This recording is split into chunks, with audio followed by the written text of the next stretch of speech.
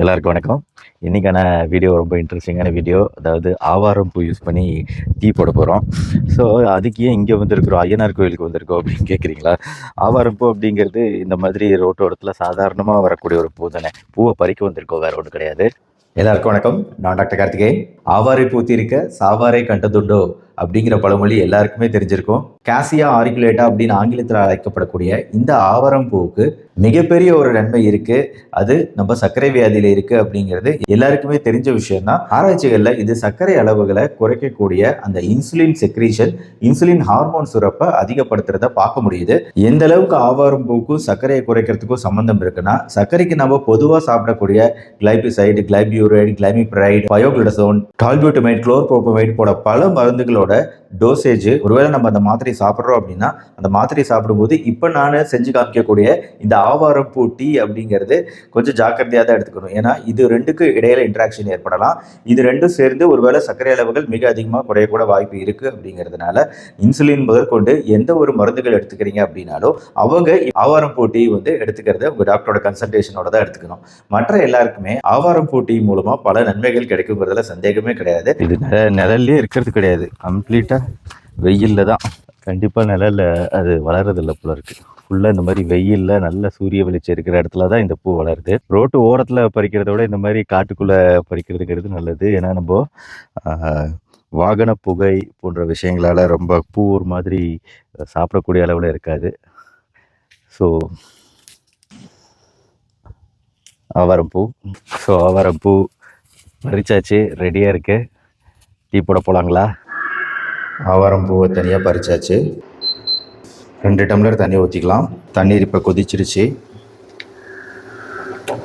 பட்டை கொஞ்சம் போடலாம். 2 பீஸ் பட்டையை இப்போ போட்டிருக்கிறோம். இப்போது ஆவாரம் பூவை போட போகிறோம். ஒரு கைப்பிடி ஆவாரம் பூ போட்டிருக்கோம். 2 டம்ளர் தண்ணி ஊற்றிருக்கிறோம். ஒரு 10 நிமிஷமாவது இதை கொதிக்க விடணுங்க. 5 நிமிஷம் ஆகுது. இப்போவே மெலிதான மஞ்சள் நிறத்தை நம்மளால் பார்க்க முடியுது தண்ணீரில். ஸோ 10 நிமிஷம் ஆயிடுச்சு. நல்ல ஒரு மஞ்சள் நிறத்தில் இருக்குது இப்போ இந்த டீயு. ஸோ வடிகட்டினதுக்கப்புறம் ஒரு மெலிதான மஞ்சள் நிறத்தில் இருக்குது. இதை அப்படியே நம்ம குடிக்கலாங்க. இனிப்பு வேணும்னா கொஞ்சமாக தேன் வேணால் இதில் சேர்த்துக்கலாம். மற்றபடி ஆவாரம் பூ டீ ரெடி. ஆனால் சில பேருக்கு இது ரொம்ப மைல்டாக தோணலாம். ஏன்னா சார் அவ்வளோ ஒன்றும் ஸ்ட்ராங் இல்லையே அப்படின்னு நினச்சிங்கன்னா அந்த பூக்களையே உபயோகப்படுத்தி மறுபடியும் ஒரு சின்ன விஷயத்தை செய்ய போகிறோம். அதாவது கொஞ்சமாக நம்ம டீ தூள் எடுத்துக்கலாம். ஒரிஜினல் டீ தூளே எடுத்து கொஞ்சமாக இதில் ஆட் பண்ணிக்குவோம். ஸோ இந்த மாதிரி ஆட் பண்ணிக்கும் போது நம்மளுக்கு ஒரிஜினல் டீ குடிக்கிற ஒரு ஃப்ளேவரே நம்மளுக்கு கிடச்சிரும். டைரெக்டாக வெறும் ஆவாரம் பூ டீயோட ஸ்ட்ராங் பத்தலை அப்படின்னு நினைக்கிறவங்க மட்டும் இந்த மாதிரி டீ தூள் மிக்ஸ் பண்ணிக்கோங்க. இப்போது டீ தூளும் சேர்ந்து கொதித்து நிறம் இன்னும் கொஞ்சம் அடர்த்தியான மஞ்சள் நிறமாக மாறிடுச்சு. இப்போ நம்ம இதை வடிகட்டிக்குவோம். இப்போ இந்த கலர் சூப்பராக டீ மாதிரியே இருக்கா? ஹாப்பியா? அப்படியே எடுத்து கொஞ்சம் பிடிச்சி பார்க்கலாம் எவ்வளோ கொதிச்சுக்குன்னு தெரியல.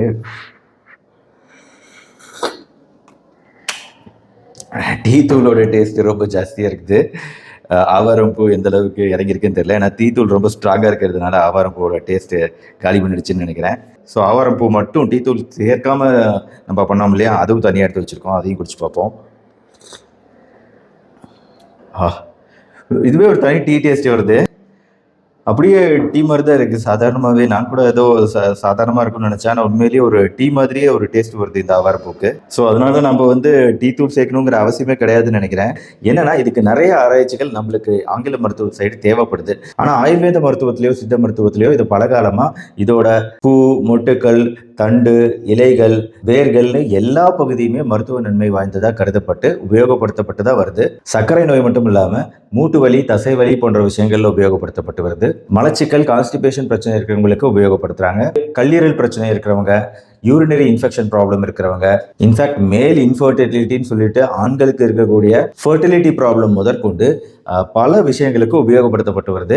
ஆயுர்வேத மருத்துவத்திலையும் சித்த மருத்துவத்திலையும். ஆனால் ஆங்கில மருத்துவம் பொறுத்த வரைக்கும் இதோட டோசேஜ் எவ்வளோ எடுத்துக்கணும், ஒருத்தர் எவ்வளோ எடுத்துக்கலாம், என்ன பிரச்சனைக்கு எவ்வளோ எடுத்துக்கலாம் போன்ற விஷயங்கள் எதுவுமே ஆங்கில மருத்துவத்தில் கிடையாது. எவிடன்ஸ் எங்ககிட்ட இல்லை அப்படிங்கிறதுனால நான் இதை ரெக்கமெண்ட் பண்ணாமல் இருக்க முடியாது. ஜஸ்ட் ஒரு டீயா ஒரு உணவு முறையாக நம்ம இந்த ஆவாரம் பூ டீ எடுத்துக்கிறதுல எந்த தப்புமே இல்லைன்னு நினைக்கிறேன். இந்த ஆவாரம் பூ டீ அப்படிங்கிறது நான் குடிச்ச அளவுக்கு ஒரு டம்ளரில் பாதி அளவு 50 ml 50 ml அப்படிங்கிற அளவில் மேபி வாரத்துக்கு 2-3 தடவை குடிக்கிறதுனால பெரிய பிரச்சனை எதுவும் வரப்போறது கிடையாது. ஸோ இந்த வீடியோ பிடிச்சிட்டா லைக் பண்ணுங்க, உங்க ஃப்ரெண்ட்ஸ் ரிலேட்டிவ்ஸ்க்கு ஷேர் பண்ணுங்க. இந்த மாதிரி மருத்துவ வீடியோக்கள் பார்க்க நம்ம சேனல் சப்ஸ்கிரைப் பண்ணிட்டு அந்த பெல் ஐகான் கிளிக் பண்ணி வச்சுக்கோங்க.